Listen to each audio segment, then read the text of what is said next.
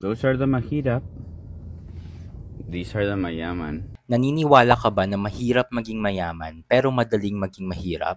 Viral tong video na to online dahil sa ginawa niyang comparison ng pagiging mahirap at pagiging mayaman daw. Panoorin niyo tong video na to at kayo na ang humusga kung may point ba yung sinabi niya or deserve niya yung mga negative comments na nakukuha niya ngayon.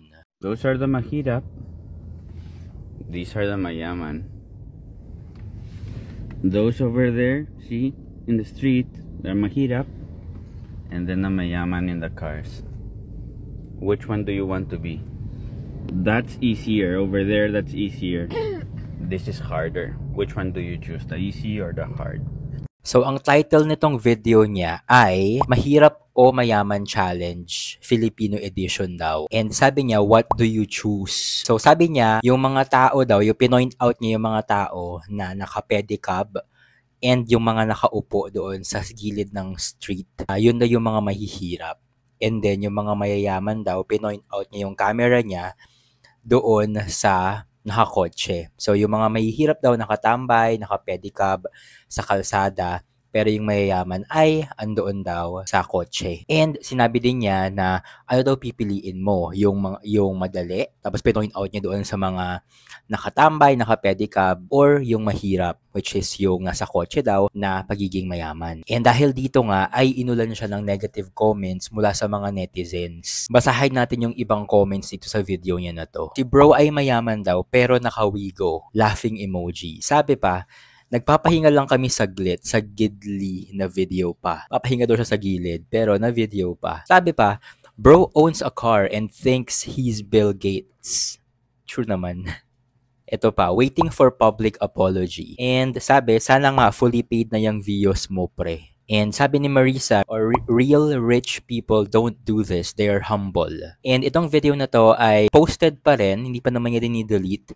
And mukhang na-enjoy niya yung attention na nakukuha niya mula dito sa mga netizen. Hindi ko alam kung ang goal ba dito nitong nag-post ng video na to, si Kuya Manzano, ay gusto maya mag-motivate ng mga tao or mga viewers niya. Pero mukhang hindi natuwa sa kanya yung mga nakapanood ng video niya. Mukhang hindi niya na-motivate. Pero marami siyang nagalit. Marami siyang nakuhang negative comments nga dito sa remarks niya ng pagiging mayaman at pagiging mahirap. And right now, marami na ding content creators ang nag-i-stitch or nagre-react tulad ng ginagawa ko sa videos niya. At ayun na nga, dinudumog yung profile niya ng mga kung ano-anong comments. And for me naman, ang opinion ko dito ay tama naman siya.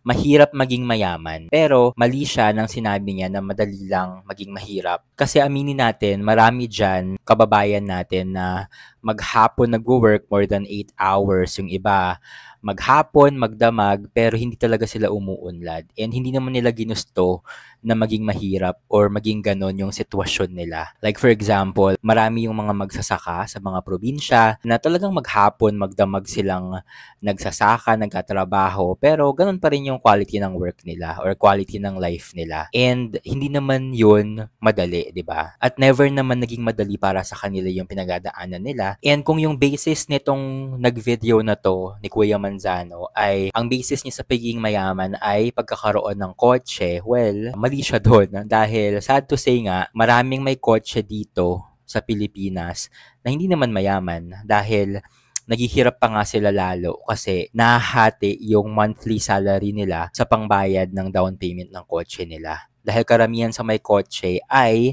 hulugan lang naman yung kotse nila. Yun naman talaga yung reality sa may mga kotse. Bihira yung talagang fully paid agad-agad yung kotse nila. So, ayun. And minsan nga kung sino pa yung tinatawag nating mahirap, sila pa yung mukhang masaya sa buhay nila, 'di ba? Compared doon sa feeling rich, ganyan, pero deep inside, sobrang dami, sobrang stress na yung inaabot nila sa pagbabudget ng pera nila para lang makasurvive din. And para lang din ma-maintain yung mga luho nila. Para lang matawag na rich. And ayun nga, sabi nung isang nag-comment sa video niya ay yung totoong mayayaman ay hindi ganun umasta. Sila yung mga taong humble pa. And kung makikita nyo din si Mark Zuckerberg, yung founder ng Facebook, kapag lumalabas siya ng bahay nila, hindi siya nagsusuot ng mga fancy clothes.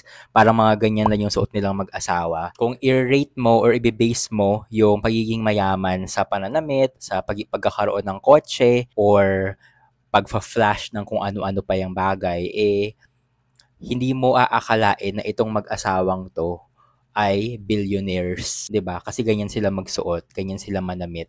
Every time na lalabas sila ng bahay, parang yan na yung casual attire nila. So, hindi tama yung ginawa nito ni Kuya Manzano na, ayun, parang nag-judge siya agad ng tao sa street and tao sa nakakotse as pagiging mayaman or mahirap. Palay mo yung pinoint out niya nagpapahinga lang sa side, millionaire pala, napagod lang mag-jogging, 'di ba? Kayo ba, anong masasabi nyo dito sa video ni Kuya Manzano? Sang-ayon ba kayo sa kanya na mahirap maging mayaman, pero madaling maging mahirap? Comment down below. And kung nagustuhan nyo itong ganitong vlog, make sure naka-follow na kayo sa page ko para updated kayo sa mga latest happenings. Thank you so much for watching and stay safe.